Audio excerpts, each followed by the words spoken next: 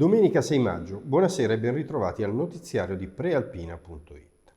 Apriamo il nostro TG con la cronaca.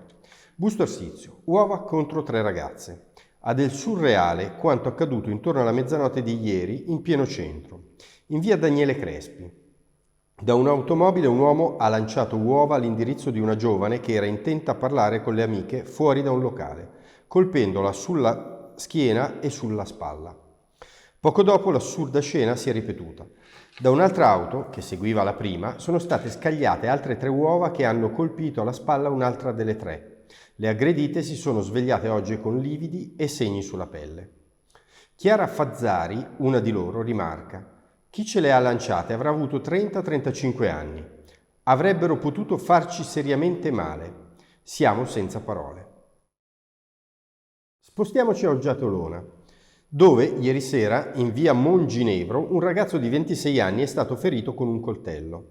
Immediata la richiesta di aiuto. Sul posto i carabinieri della compagnia di Busto Arsizio e il personale sanitario del 118.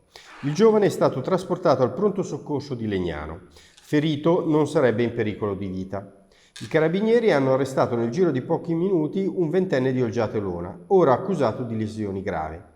Le coltellate sarebbero state inferte al culmine di un litigio per futili motivi. Uboldo. Fuori pericolo i 2 uomini feriti venerdì sera in seguito a uno sparatorio nel Bosco della Droga. Il servizio. I 2 feriti del Bosco di Uboldo sono fuori pericolo e saranno in questi giorni interrogati in modo approfondito per cercare di fare chiarezza su quanto è loro capitato. Il 23enne originario del Marocco, ora all'ospedale Niguarda di Milano, e il 38enne, anche lui di nazionalità marocchina, ricoverato al nosocomio di Legnano, venerdì sera erano usciti insanguinati dalla macchia boschiva al confine con Rescaldina e Cerro Maggiore a Uboldo, una delle aree di spaccio più attive del comprensorio e dove già sono avvenuti molti episodi violenti, l'ultimo solo il mese scorso quando era stato gambizzato un extracomunitario.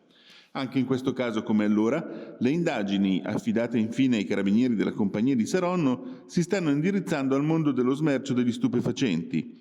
Sulla vicenda di venerdì il riserbo degli inquirenti è massimo, ma sia il 23enne che il 38enne lamenterebbero ferite da arma da fuoco, seppur non gravi, e il primo è stato forse raggiunto anche da una o più coltellate di striscio. Incendio a Canegrate. L'allarme è scattato oggi pomeriggio alle 3 in un'azienda di via Piave. A bruciare era una canna fumaria della ditta che fa parte del complesso di capannoni industriali a lato dell'ex Palazzini. Vediamo com'è andata. Allarme nel primo pomeriggio di oggi per un incendio in una ditta di via Piave a Canegrate. Sul posto, per contenere e spegnere le fiamme, si sono subito portati 3 mezzi dei vigili del fuoco e come prima cosa è stato appurato che non ci sono feriti. A bruciare era una canna fumaria della ditta che fa parte del complesso di capannoni industriali proprio a lato dell'area ex Palazzini, dove si trova l'hotel mai completato e ora destinato a residenziale. La colonna di fumo era ben visibile in tutto il paese. L'intervento di spegnimento è durato poco più di mezz'ora. Meglio il treno o l'autobus per prendere l'aereo? Sono sempre di più le persone che per raggiungere l'aeroporto intercontinentale di Malpensa scelgono di lasciare a casa l'auto e di usare i mezzi pubblici. La tendenza emerge dall'ultimo report annuale redatto da SEA, la società che gestisce gli aeroporti milanesi. Rispetto al 2021 la quota modale di accesso con l'auto privata è diminuita del 15%, invece gli spostamenti su ferro sono passati dal 21 al 32% con una crescita di 11 punti e l'uso del bus ha avuto un incremento di 2 punti percentuali. Tempo di festa patronale a Varese. Nell'attesa di celebrare domani San Vittore, la famiglia Bosina oggi ha conferito la Girometta d'Oro a Max Cavallari dei Fichi d'India. Sentiamo l'intervista al comico di Adriana Morlacchi, immagini dell'agenzia Blitz. Eccoci in compagnia di Max Cavallari che si presenta da solo. Buongiorno, sono Max Cavallari, gioco nel Varese calcio. Com'è essere qua oggi a prendere la Girometta? Beh, cavolo, emozionante, a parte la banda che sta iniziando, sono fantastici, emozionante, primo perché è la mia città, secondo perché è un premio importante, è un premio che mi onora, quindi sono contentissimo. a vedere poi la mia città giardino, sono veramente emozionato. Questo premio lo dedico anche alla pediatria di Varese, Ponte del Sorriso, perché facciamo tante belle cose per loro, per i bambini, quindi è molto bello, sono contento. Progetti futuri?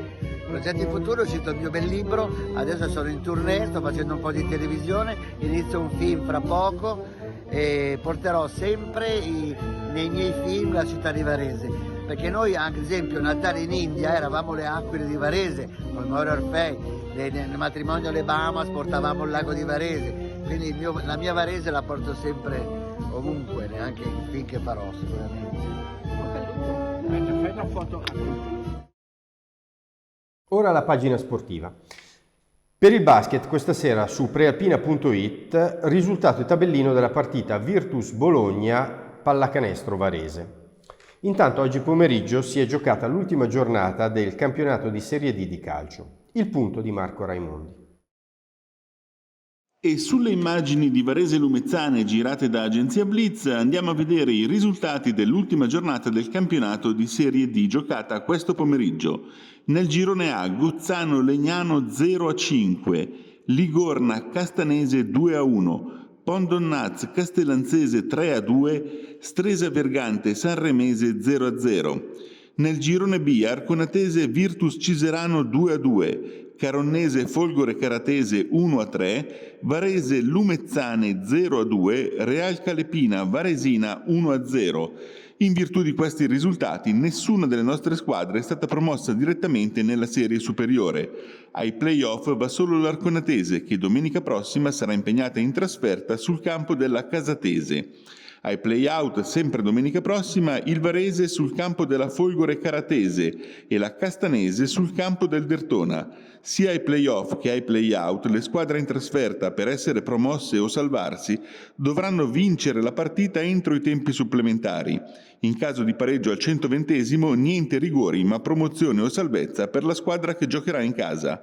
Retrocesso in eccellenza lo Stresa. Per il momento è tutto, un augurio di serena serata e arrivederci alle 19 di domani per una nuova edizione del notiziario di prealpina.it.